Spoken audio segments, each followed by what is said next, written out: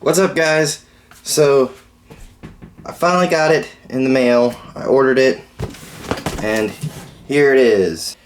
The PreSonus Eris e3.5 studio monitors. I am so freaking excited about this. So let's do some unboxing. Alright. I found these. They had a pretty decent review. And so I bought them. I've got a manual. Most important thing to know about your gear is make sure you read thoroughly through your manuals before going through them. Alright, here they are. Oh.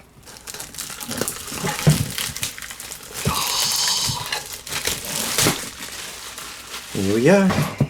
So here's the different outputs it's got here, or inputs, I mean, rather. This is the other side. So let's see what kind of goodies we got here. The power cord. A cord that hooks one speaker to the other. An auxiliary cord. Auxiliary to composite.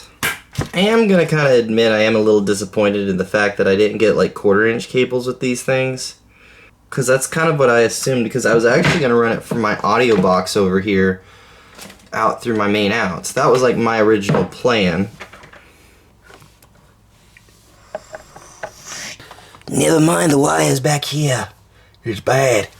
Next, we've got to wire the two speakers together. Alright. So, alright.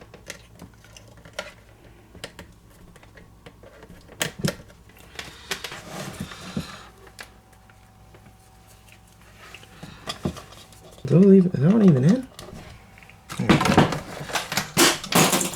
Crap, what was that? My fidget spinner!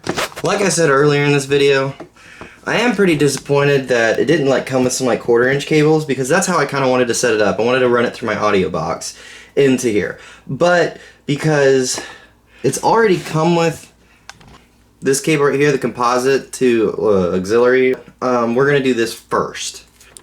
Bam. This is really hard to do one-handed.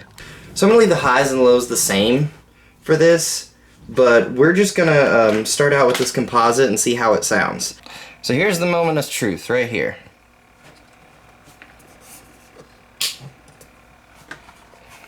Now, good sir, please tell us about the computer-free automated jukebox.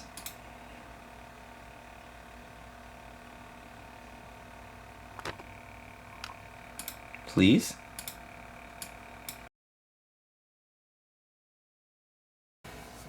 Alright, so here's what we're going to do now. Since we've got the speakers working, we're going to put it to the test. The computer I'm using doesn't have a CD player. I don't have any music on my computer whatsoever. The only way I really have to get music right now is to stream it.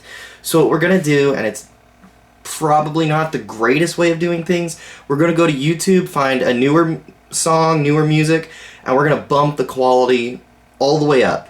Whatever YouTube will let us do, we will go through the buffering, we will deal with it, we'll go through here, and what we're going to do is we're going to play a song at the highest quality that YouTube will let us. So here's where we're at with everything.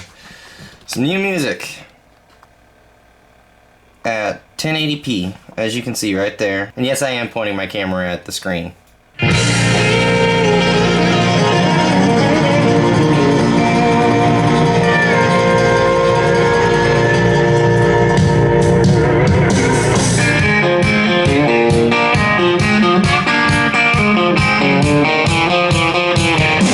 So that's all I'm going to play that, at the risk of like getting hit with a copyright or something.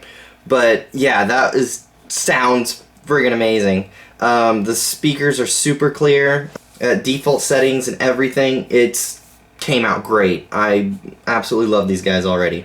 Alright, so now that we know that works, we're going to go ahead and, of course, as a guitar player, I have like tons of 1/4-inch, but they're all super long. So what we're going to do is we're actually going to take these super long cords, and we are going to go ahead and use these as the output through an audio box. So let's see.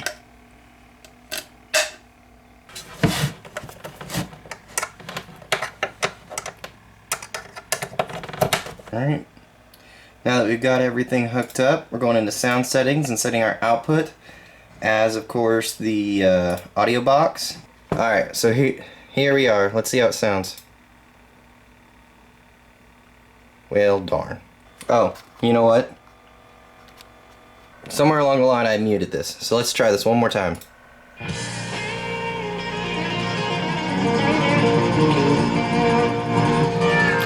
I love the fact that I can finally actually use this switch and it does something.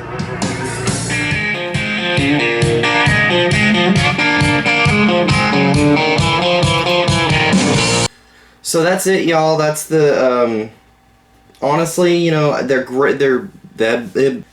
Alright, so that's it, y'all. Like I said, I'm super happy with them. They're PreSonus brand, which is the same as like my little audio box here. They are great budget. I spent $99 for the set of them. They sound great.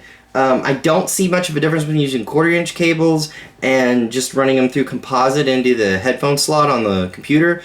Although I will say this, that if I'm actually using them as studio monitors, which I do plan to do, and I know that I'm going to have to fight with Windows to actually use it as an output. And I'd rather use 1/4-inch cables anyway, so I can control everything through my PreSonus audio box. So I am going to say the only thing I wish they would have done different is sent some 1/4-inch cables in with the speakers. That's the only thing that I'm going to say negative about these things. I really wish I would have had those cables with me. Other than that, I am super happy with these things. They are amazing. I can't complain one bit. And anybody who's doing like a little studio setup at home, like, or even gaming or whatever you're using them for, I mean, they are substantially better than a laptop speaker or something like that. So I mean, like, if you're really debating whether you want to get these or not, they're great. I can't think of anything else I could get for the price. So would I recommend these? 100%. The only thing I would say is if you're running it like I'm running it, and you're running it through a PreSonus audio box or some other sort of audio interface, I would definitely say go ahead and grab yourself some like 3-foot long 1/4-inch cables. That's the only thing that I would say to that. But yeah, I think they're great, and I hope to get some good use out of them.